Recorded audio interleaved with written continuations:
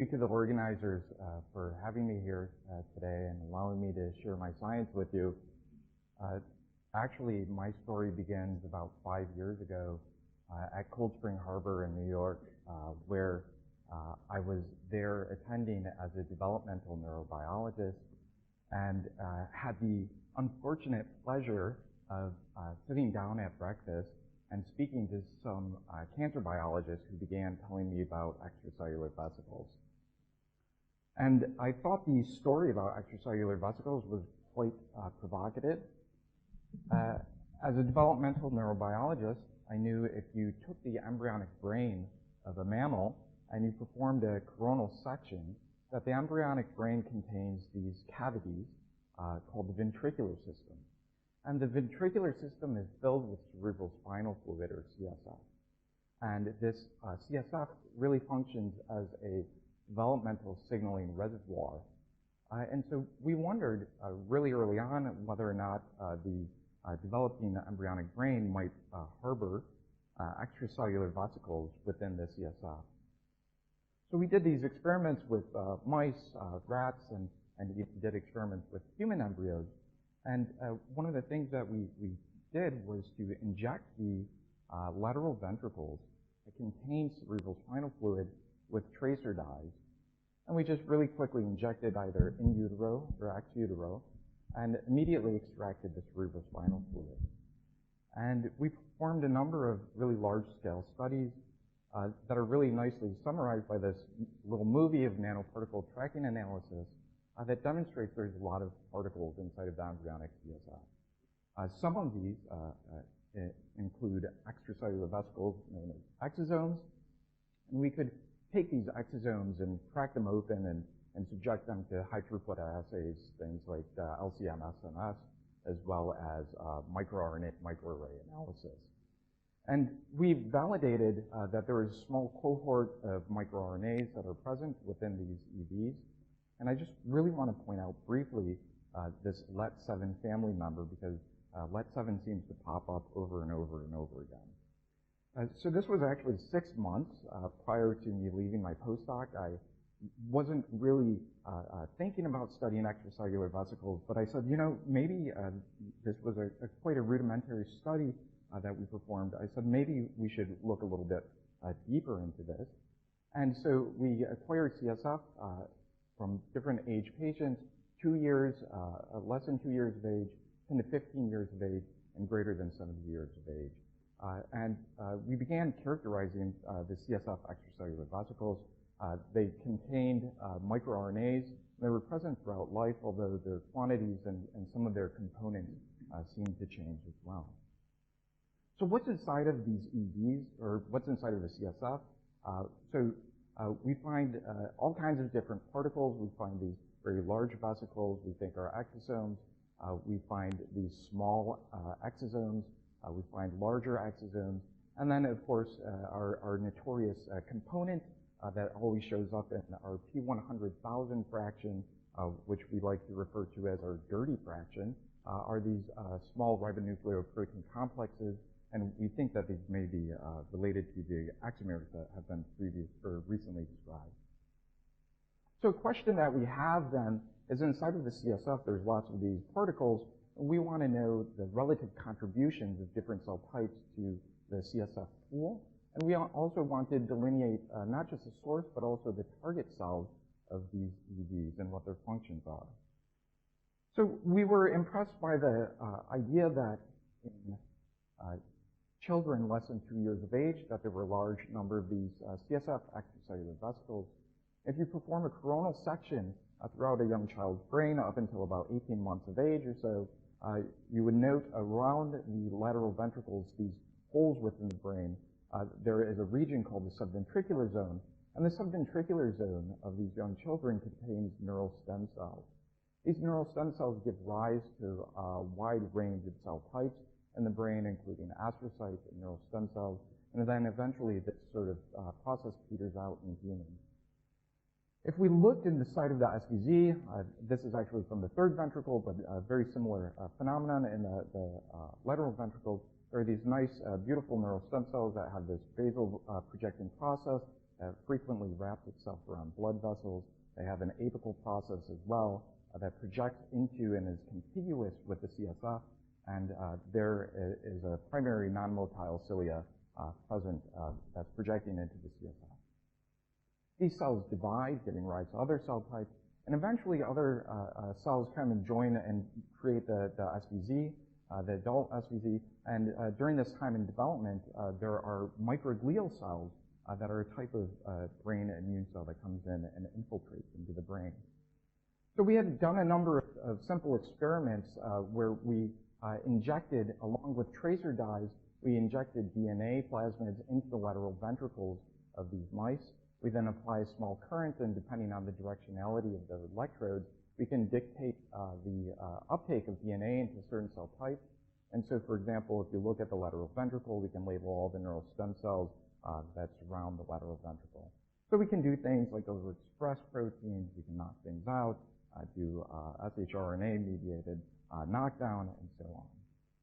So one of the experiments that we decided then to do is simply to inject CD9 GFP along with this tomato fluorescent protein into the lateral ventricles. So we injected the DNA encoding plasmids into the lateral ventricles, applied a small current, and we then examined the lateral ventricles just 48 hours post-electroporation. So we found nice electroporation around the lateral ventricle, but to our surprise, only about 27% of all the cells that are tomato positive also express CD9 GFP, and the expression was really, there was this nice gradient that existed in expression where you see more CD9 GFP positive cells in the ventral portion of the lateral ventricle. And this changes as time goes on. So if we zoom in here, you can see these basal processes sticking out from these cells. So this is this co-electroporation efficiency differs from, for example, if you use CAG GFP as well as this CAG tomato, you would normally find 99% co-electroporation efficiency. So CD9 GFP expression has really nice distribution in these neural stem cells. So there's small pockets of CD9 GFP that exist within these cells, not expressed everywhere.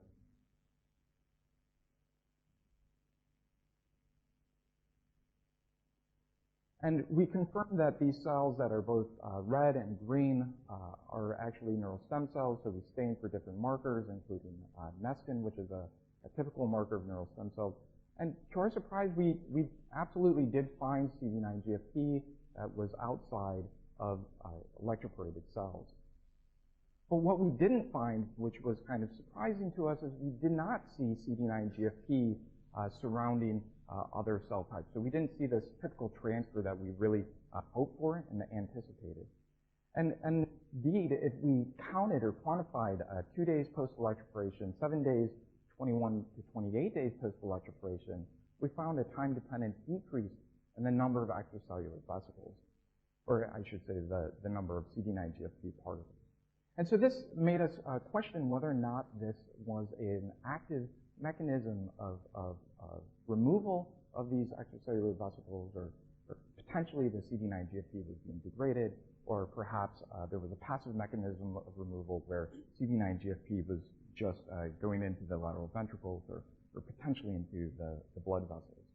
So we took a step back and we cultured subventricular zone neural stem cells. We performed immunohistochemistry for Nestin, which is this neural stem cell marker in green. We then took the media from these neural stem cell cultures, just 2 days of culture, and we ensured, of course, that we don't culture them in FBS, so it's a very defined media, so no contaminating EVs. And then we quantified by nanoparticle tracking analysis the numbers and sizes of extracellular vesicles.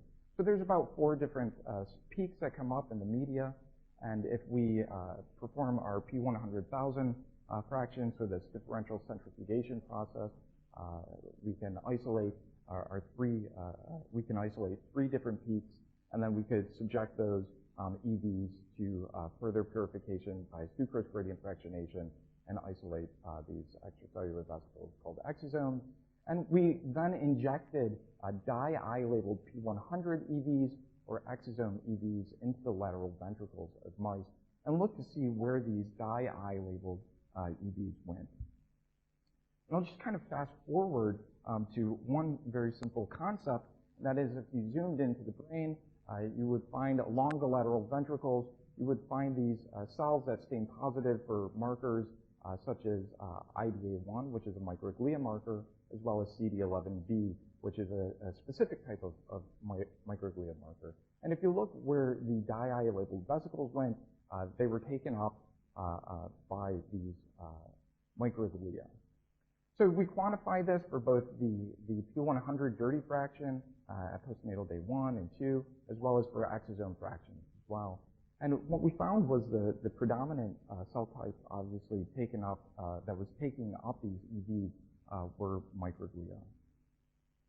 So we wanted to know what function, if any, this uptake may have. So we really did a simple small RNA sequencing study to look to see what kind of microRNAs might be present within these extracellular vesicles. And we found that LET7 family members, LET7C, LET7B, F, G, so on, lots of LET7 family members popped up over and over and over again. And so this really speaks to the specificity and enrichment of microRNAs inside of these EVs, that there's really likely a very specific sorting mechanism that we think is occurring. So we went on to demonstrate that these EVs really change microglia in vivo. We wanted to simplify what was sort of the experimental paradigm. So we took newborn mouse microglia, we put them in a cell culture dish. We took newborn mouse neural stem cells, put them in a culture dish. We isolated EVs, then we added them to microglia. We did this both for the P100 fraction as well as the exosome fraction. And we then subjected the microglia cultures to RNA sequencing, where we identified that there was this NF-kappa B node that was regulating this IL-1A, IL-1B, and IL-6 cytokine node. And we simultaneously sent the media out for analysis at a core facility that looked at 21 different cytokines. And sure enough, our data nicely agreed that these exosomes, or EVs, would increase the amount of IL-1A, IL-1B, IL-6, as well as other cytokines, but not all cytokines. And so this is a fairly restricted response. Moreover, we could take these EVs and we could sort of titrate LET7 levels within the EVs and take other types of cell EVs and then make them make the microglia induce a large cytokine response. So we could kind of titrate that mechanism.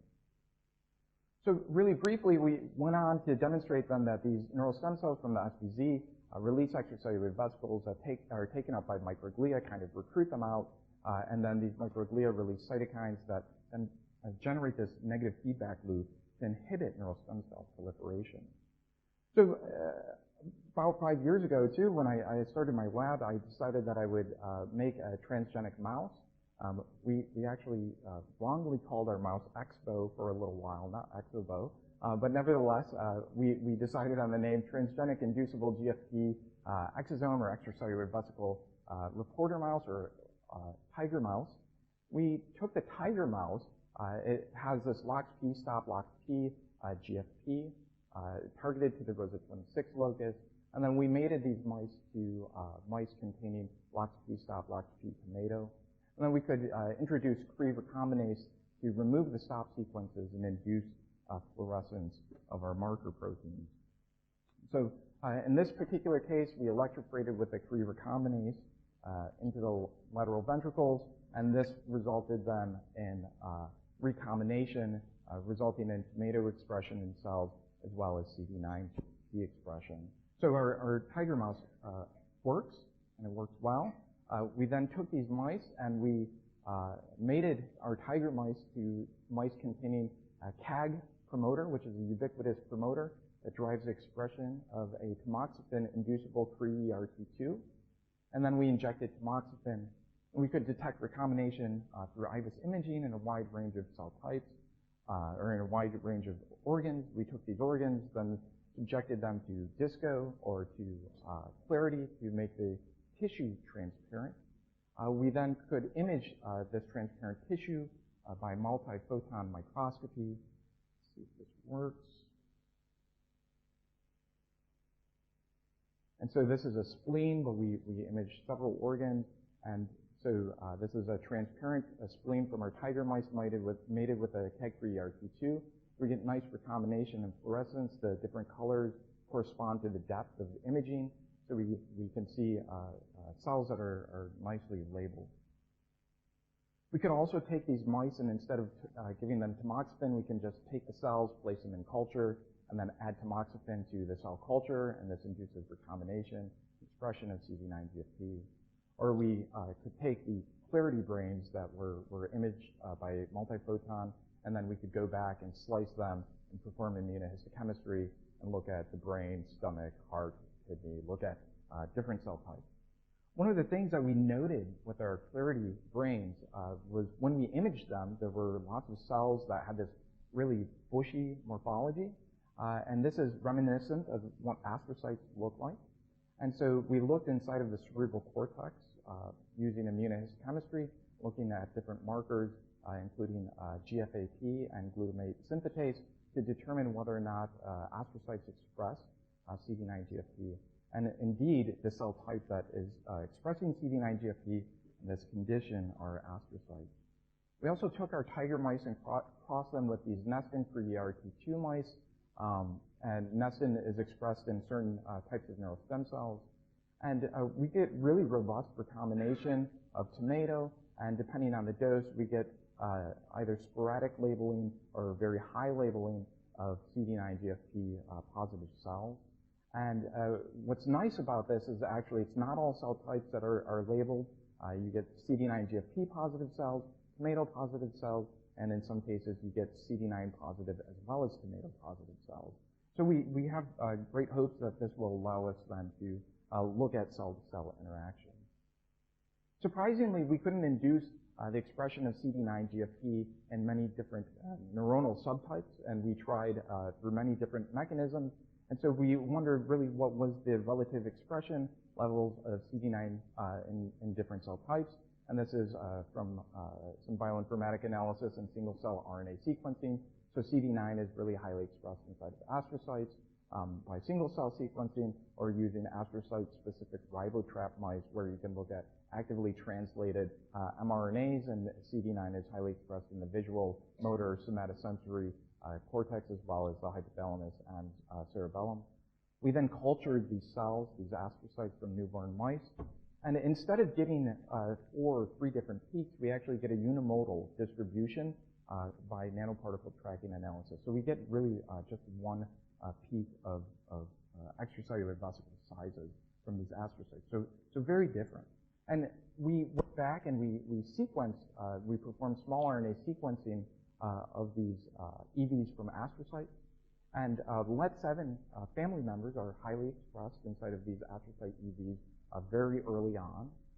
But if you look at the overall types of microRNAs, in red we have astrocytes, in green we have neural stem cells. There is some overlap, but there's also distinct types of microRNAs that are expressed in both conditions. And this is appreciated when you perform a hierarchical clustering analysis, looking at the heat maps. There's this sort of signature for neural stem cells that differs from astrocytes. So we wondered what the effect of astrocyte EVs might be on microglia. And so we took the astrocyte EVs, we added them to primary cultures of microglia, and we get a very, very subtle response that differs very much so from the effect of neural stem cell EVs on microglia. So there's a cell type specific response based on the cellular source, and we also know that the cellular recipient differs based on the same types of EVs.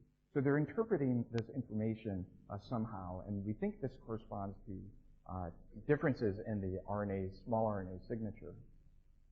So we designed 4 different shRNAs to RAD27A. We performed a knockdown of RAD27A, and we did this in vivo, where we performed electroporation of different neural stem cell pools. So in white is really just a pseudo-colored form of tomato, and we then performed immunohistochemistry for IBA1 positive microglia, which is shown in green. And these microglia are around in the subventricular zone. And they eventually have to migrate out into the cerebral cortex. Surprisingly, the number of CD11b positive, IBA1 positive microglia actually increase inside of RAB27A knockdown mice. So this has led us to this very simplified model in which neural stem cells and neonates release exosomes that recruit microglia into the SVZ or into the subventricular zone. These microglia then sort of change their phenotype as well as their morphology, and eventually the astrocytes also release some EVs that are selectively taken up by these microglia. And there needs to be uptake of these EVs in order for the microglia then to migrate out and populate the cerebral cortex. And in conditions in which you remove extracellular vesicle release, these microglia don't move out into the cerebral cortex. So in conclusion then, I hope that I convinced you today that there are EVs that contain mRNA that are enriched in CSF of the developing brain at a wide range of time points. These EVs come from different sources, including from neural stem cells, but also later on from astrocytes. And really what was most surprising to us is that they were really selectively taken up by microglia. I actually apologize. For years I've skipped over the immunology literature. It was too much for me to handle, and now I'm regretting that. And so these microglia being immune cells are giving us a new sort of perspective on how EVs are functioning in the brain. EV uptake by microglia results in the release of specific cytokines. Inhibition of EV release prevents microglia maturation. And the composition of these EVs is associated with differential cytokine responses. So in conclusion, I would like to thank and acknowledge members of the laboratory, Mary, who just finished her PhD, Victoria Nichols, who's working on our transgenic mouse model, as well as a number of collaborators in the last couple of years that helped us generate these mice, and of course, funding sources. And with that, I will take any questions you have. Very exciting work, David. So I have a billion questions, if I can start. Do you see in your mice, do you actually see transfer the CD9 GFP mice? Yeah, so of course, right, this is what we're looking for. So we know that we see release. We know that we also, for sure, we see uptake. And we can see occasionally, it's not as frequent as one might hope. We do see the occasional CD9 GFP positive particle inside of microglia that receive actually the EVs. Okay, but you would say it's not a frequent event, correct? Well, yeah, we based on the limited characterization that we've performed, it's not extremely frequent. And I don't know if that's just a matter of GFP degradation that occurs or pH dependence upon uptake. Well, we see the same thing with our mice, so I actually believe that. Yeah. So if I can do just a second question, because I am always amazed by the electroporation system that some people actually use in vivo. So that would be very handy instead of doing the entire mouse. So don't you get problems with the viability? The response actually of the dying cells?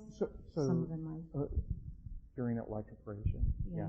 So we do a wide range of different types of electroporation. So we do a lot of in utero electroporation. That's our forte. What we've shown you is neonatal electroporation. We actually spent 2 years doing in utero electroporation, lots of in utero electroporation, and we couldn't force CD9 GFP expression irrespective of the promoter that we use. We couldn't force it in neural stem cells in the embryonic brain and within newborn neurons. If we then wait, those neural stem cells become gliogenic and can generate astrocytes as well.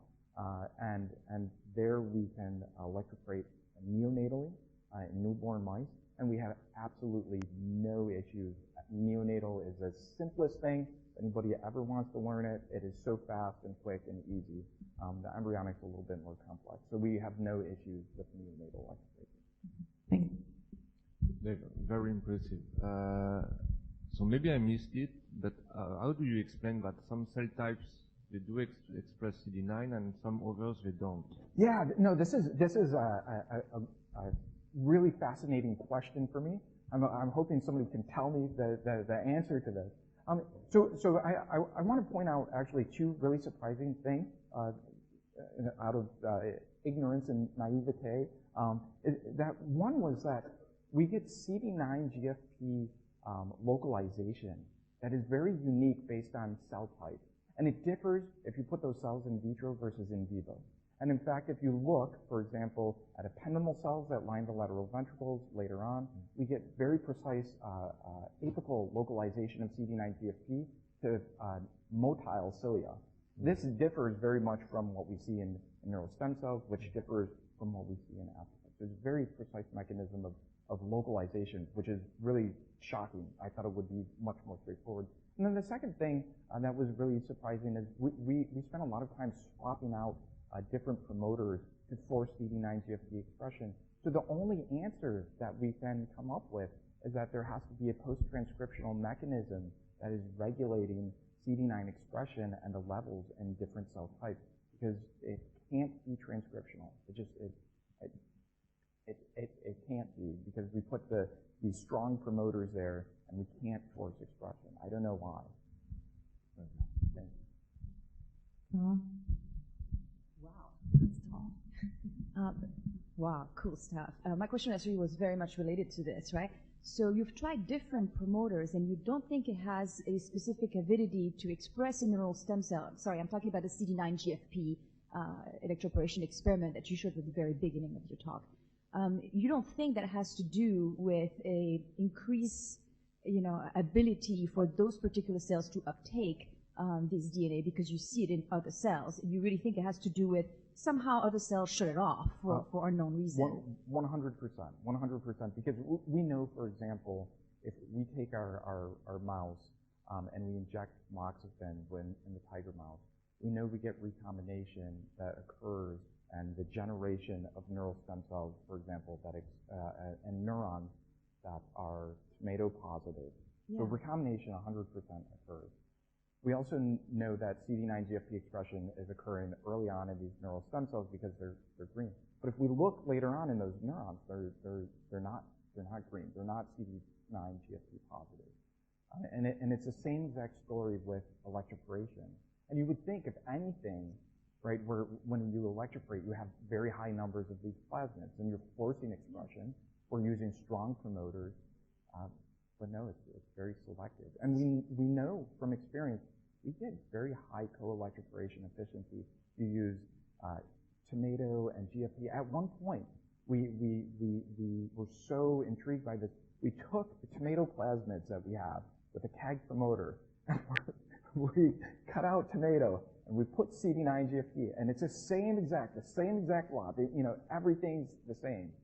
But then that would really strongly argue against a transcriptional shutoff, because if you then switch it out with tomato and you see expression, has nothing to do with that, then shouldn't it have maybe... It's post-transcriptional. It's after transcription. Yeah. Right. So it's not transcriptional. It's not a transcriptional shutoff. You're thinking that somehow your fusion protein is not stable in other cells, or...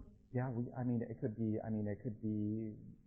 some sort of microRNA that suppresses CD9 expression. But then isn't this going to be a real problem for, let's say, the tiger mouse, or how are you going to be able to circumvent this? Well, I think this actually mimics true physiological CD9 expression. And if you look at translational levels and look at different cell types, if you take out the brain and you perform Western blots for CD9, right, you actually have this temporal upregulation that occurs. So for whatever reason, it really does mimic, what happens endogenously, and that's clear based on, the fact that we have essentially no CD9 expression in neurons, but very high expression in astrocytes. That's great. Thank you. It's beautiful. So just one last question, if I can pitch in. We talked a little bit about this, the fact that you are actually using a CRE-ERT2. So, and immunologists hate reporters. They hate reporter proteins because they are, if you actually induce their expression, they are recognized as a non-self. So you actually might generating an immune response against those cells because they will be immunogenic. Yeah. So, and actually, right, sometimes you do things before you fully thought out all of the limitations. But yeah, I absolutely agree that, right, if you're expressing a foreign protein, then there's this plausibility that there are limitations that you would have immune activation. I think in the case of our data with the neural stem cells, the fact that we culture neural stem cells from mice that have no transgenic reporter, isolate the EVs, right, and inject them, really suggests the specificity of this particular interaction, whether it's neural stem cell microglia or astrocyte microglia at this time of development. And so I will say we have not noted any behavioral, physiological difference, survivability, so on, et cetera, et cetera. And if we did, I think I'd be really excited then for the possibility that maybe there's some sort of phenotype associated with those mice, but we see no phenotype yet. So perhaps we could speculate a little bit more about this immunology part. I say speculation. Yeah. So it seems to me quite dangerous that you induce the microglia to start secreting these very pro-inflammatory cytokines. Yeah. I was thinking, is this a very transient process? What should we think about this? Does it attract other cells at that point that need to be there? Is it educating the immune system? Yeah, so I'm completely naive when it comes to immunology, and so I'm reading through all the beautiful literature that's been demonstrated. And so what we know is a couple of things. One that we're not presenting on here today is that in certain genetic disorders, the ability of these EVs to suppress or regulate the immune system really does change, and this likely has physiological downstream effects. We know that there's for sure phenotypes associated with microglia. Whether that results in some sort of neurological disorder or how it contributes is still yet to be seen. We also know that, depending on the number or amount of these extracellular vesicles that are being injected, for example, you're changing all kinds of immune responses. And so I just really wanted to point out some early experiments where we were injecting those very high levels. Where we were injecting very high levels of extracellular vesicles and conditioned microglia media.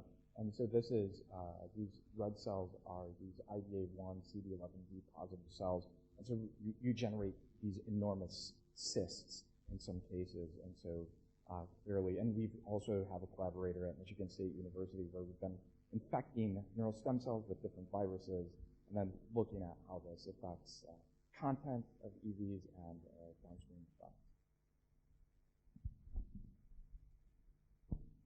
So very good, thank you. There's no more questions, so we go for coffee break, and we have 30 minutes. So I would say that 5 to 11, be back, please.